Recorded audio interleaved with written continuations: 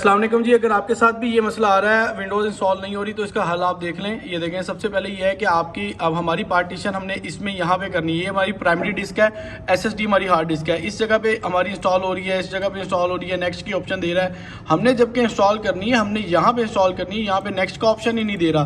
Format भी कर लिया, डिलीट भी कर लिया, कोई हल नहीं आ रहा। यहाँ पे देखते हैं वो ये इशू दे रहा है, जीपीटी पार्टीशन स्टाइल।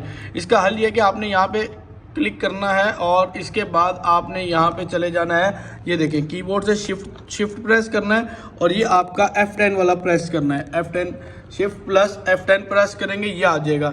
यहाँ पे आपने लिखना है disk part, DISK disk PART part. ये देखें, डिस्क पार्ट लिखा यहाँ पे और यहाँ पे स्टार्ट हो गया। अब आपने लिखना है लिस्ट और स्पेस देके DISK लिस्ट डिस्क। अब ये हमारी जितनी भी पार्टीशन है यहाँ पे स्टार्ट हो जाएंगी।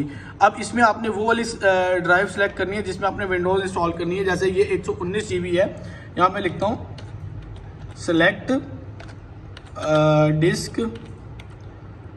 मैं कौन सी डिस्क करूँगा, क्योंकि मेरे पास ये 2 नंबर पे आ रही है।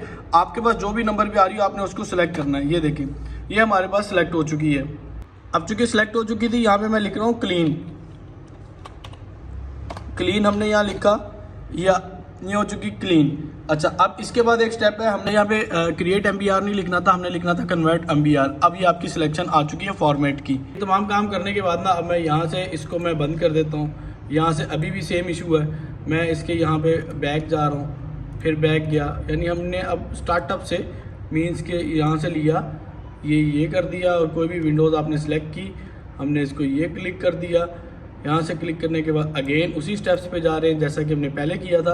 अब देखें, यहाँ पे हमारे पास ये जो ऑप्शन है ना, ये अनएलोकेटेड आ रही है। इसको मैं दोबारा से अप्लाई करके उसको कर देता हूँ। देखें जी, क्या बात है जी, नेक्स्ट ऑप्शन आ गई है।